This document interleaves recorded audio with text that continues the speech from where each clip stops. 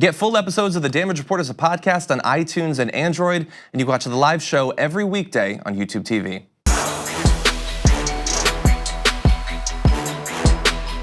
Okay, so look, this midterm election has a number of extremely high profile, super high stakes elections, but possibly the one that's got me most invested is Beto O'Rourke versus Ted Cruz in Texas. Super important that Ted Cruz ends up losing.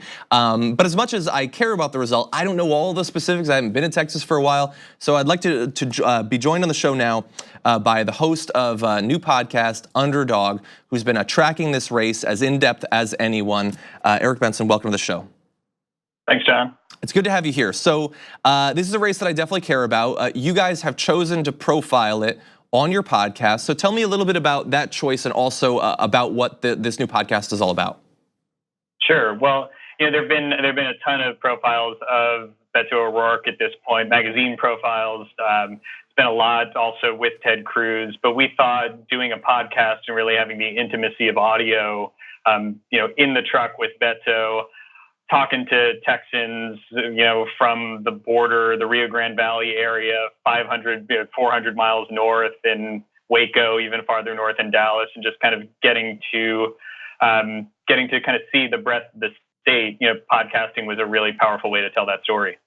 Yeah, I mean, it certainly sounds like it. Now, I lived in Texas. I lived in Austin for about 6 years, but I've been gone for longer than that and didn't spend much time in other parts of the state. As an outsider and in the media, what might I or other people be missing about the dynamics of this race that you guys have been able to uncover?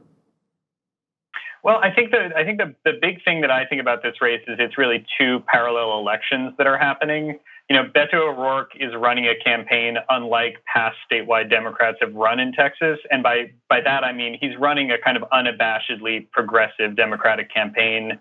The tendency in red states, and Texas has been no different, is to run this kind of triangulating centrist campaign where you say, I'm not sure about how I feel about abortion rights, or guns are great, but I'm also for universal health care. Beto is running, I think, a campaign that you could run in California or New York, and he's speaking to an electorate and hoping an electorate turns out that really hasn't in past statewide elections in Texas. So he's counting on a big turnout of the Latino vote. He's counting on young people to vote in greater numbers than they voted for in past statewide elections.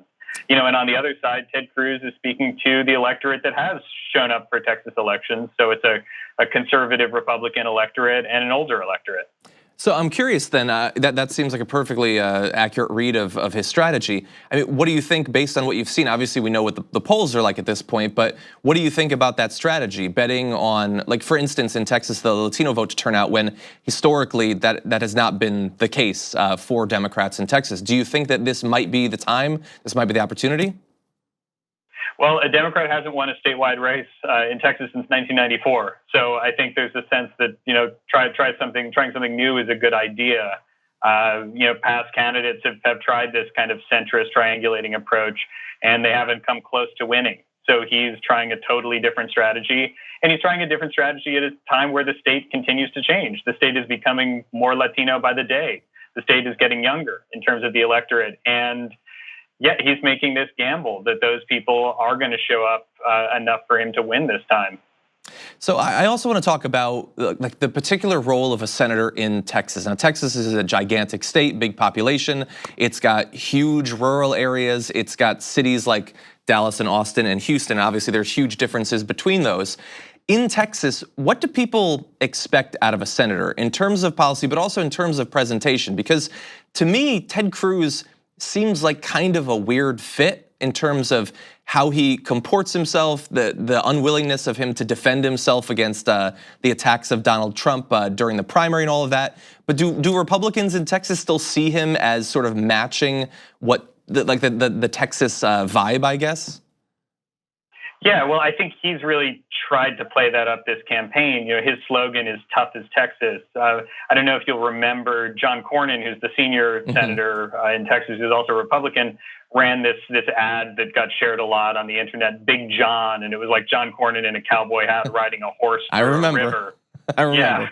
Yeah. So So yes, there is. We in our second episode we have this longtime Democratic consultant named Jack Martin on, and he says, look, the Republicans have done a really good job wrapping themselves in the Texas flag, and that's been a Republican strategy to win, that to create a perception that being a Texan and being a Republican are the same thing. Mm-hmm. And you're right, Cruz is from Houston. Cruz isn't someone who's the kind of anyone's stereotype of this kind of swaggering Marlboro man Texan. But what Cruz has been very good at is making himself kind of an avatar for, hard right conservative values. Yeah. And when you go to a Cruz rally and you talk to people, that's what they tell you. I was at a Cruz rally less than 2 weeks ago, and people were talking about how he's, they're voting for him because of freedom and liberty. I was pretty struck there wasn't a lot of talk about kind of him personally, the kind of qualities that he's a great role model or anything like this. But I think we're at that moment in politics where things are polarized and very ideological, and he's made himself into the kind of the conservative in Texas. There was a time when I think, in Texas, you would expect a senator to go to Washington and bring back a lot of federal programs. I mean, this is the most famous senator in Texas history. Lyndon Johnson was the master of this.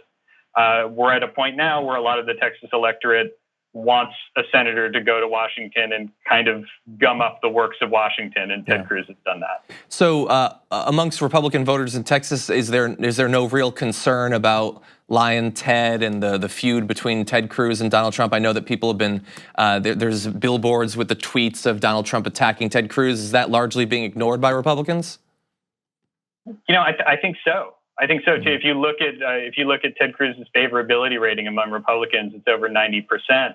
It's the only politician that I see in those polls the governor of Texas is Greg Abbott, who's also a Republican, is quite popular. But Donald Trump is really popular, and Donald Trump has more. When you look at a poll and people say they're really enthusiastic or just kind of enthusiastic, Trump has higher really enthusiastic numbers than Cruz. But there was a bit of a dip in the polling for Cruz during the Republican primary when he and Trump were really going at it and when he refused to endorse Trump at the beginning. But I think that's really now all been forgotten. I think Cruz, and if you're voting for Cruz, you're voting for Trump. Okay. One last question for you. Prediction? Well, you can't make a prediction that Beto's going to win because no one's done it and no one's turned out this electorate. But I think when I ask Beto about the polling, what he says is he doesn't think the polling's picking up all of these voters who haven't voted very often in the past. And his rallies have been attended more than any other candidate in anyone's memory in Texas. There's clearly an enthusiasm for him. So will that translate to this group that polls aren't picking up? It's possible. We're seeing huge early voting numbers in Texas. It's unclear kind of where that early voting is coming from, Republicans, Democrats. But he wanted a high turnout election, and it looks like he's going to get a high turnout election. Okay, well, we will certainly be watching here in California with bated breath to see the result of that race. Eric Benson, host of the Underdog podcast, thank you for joining us. Great, thanks so much, John. Thank you very much for watching this clip from The Damage Report. If you liked it, don't forget to subscribe to this channel and ring the bell on YouTube to get notifications of our new videos. And of course, you can catch the full Damage Report live every weekday at 1 p.m. Eastern, 10 a.m. Pacific on TYT Network on YouTube TV.